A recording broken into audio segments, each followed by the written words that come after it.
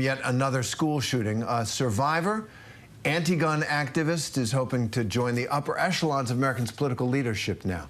Today, David Hogg, a survivor of the 2018 high school shooting in Parkland, Florida, has launched his bid to serve as the vice chair of the Democratic National Committee. That's the Democratic Party.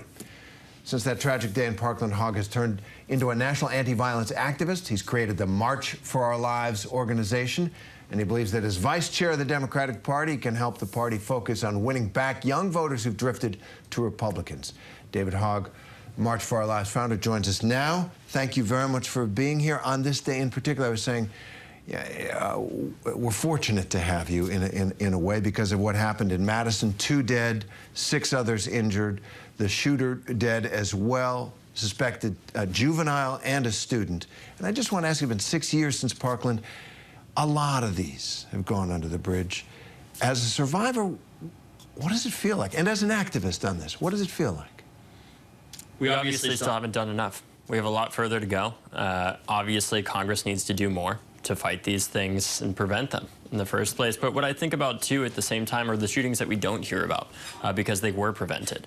Whether that's the red flag law we passed after Parkland. You know, after Parkland, many people said to us, this is a Republican state. It's terrible what happened to you young people at your high school, but this is never going to change here. But we did. We raised the age to buy a gun to 21 in Florida, and we passed a red flag law that can disarm people that are a risk to themselves or others that has been used over 19,000 times to disarm people that are those dangers.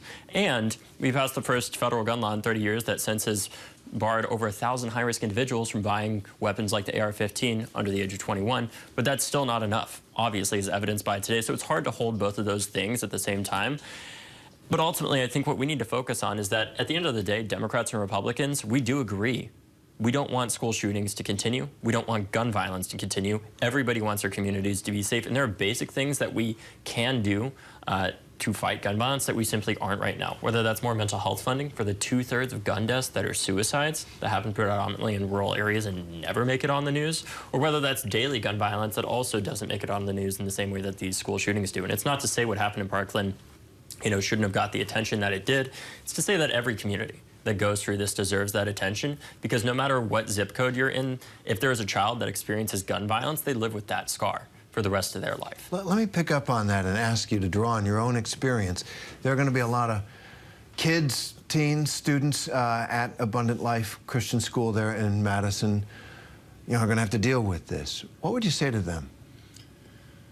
I would say to make sure to just be around your friends and know that it's okay to not be okay. Know that it's okay to be angry. Know that it's okay to have righteous indignation, right? After Parkland, I'm not saying that this is the case for these students. They obviously know their community best. But I think one of the things that we did was we knew that we didn't want our classmates' deaths to be in vain. As a generation, we grew up hearing the mantra of run, hide, fight, right alongside our ABCs of how to survive a school shooting, as we were being taught later on about the checks and balances of government, about the filibuster and all these other things, and then to be told that simply sending our thoughts and prayers is the best thing that we can do to address gun violence. Certainly faith has a role here, but it requires action, right? In the Bible, we learn all kinds of things about Jesus, obviously, but the Jesus that I remember learning about in things like Vacation Bible School wasn't one that just sent his thoughts and prayers. It was one that also flipped tables at the same time. And I think we need to make sure that behind our faith, there's also action that we're putting in and working across party lines to protect the thing that all of us care most about, which is the future of our country and our young people. And if we aren't doing that, frankly, I think it's time for young people to step up in the Democratic Party and take it over. Well, that's a segue. Thank you for that.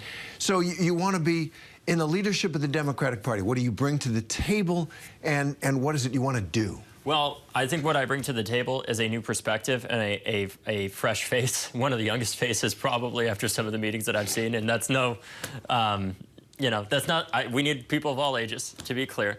But I think that if we really want to have a future as a party, we need to realize that we're in a crisis right now when it comes to young voters. Over the 3 years since Parkland, we mobilized young voters at the highest rates in American history. And this year, I thought it was going to be different.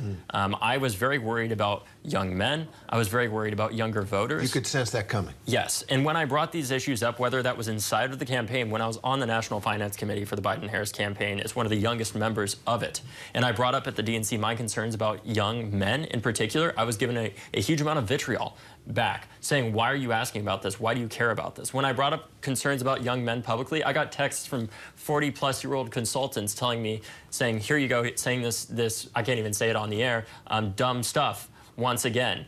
And then all of a sudden, we're shocked when we lose this. But the thing that bothers me most is the lack of accountability. I feel like the Democratic Party, when we went out there and we're talking about how Donald Trump was such a threat to democracy, how many people were saying he was a fascist and all these other things, you can say that. But if you lose an election to somebody like that, it's unacceptable to go out there and just say, you know what, guys, we tried our best. And now I'm going to go off and get my consulting job at Uber or whatever else it might be. We need people that actually take accountability. And that's what I'm here to do. When I met with President Biden 15 or so months ago, one-on-one, and he asked me how to get young voters, what I wish I said to him was that he needed to drop out. Now, I probably would have got kicked out of that meeting, to be clear, but at least I would have told him. Somebody needed to say it, maybe. At least I would have told him what he needed to hear instead of what he wanted to hear. That's what I want to bring to the DNC, is somebody who is there not as a paid consultant, but somebody who's there to win, that doesn't have a loser's mentality and works to live, actively chooses to live in an uncomfortable reality instead of a comfortable delusion where we continuously lose. All right. Well, David Hogg, good luck to you with the Democratic National Party. We'll be covering that going forward. And thank you once again for being here and offering your understanding of this mass shooting situation in Wisconsin. Appreciate it very much. Thank you.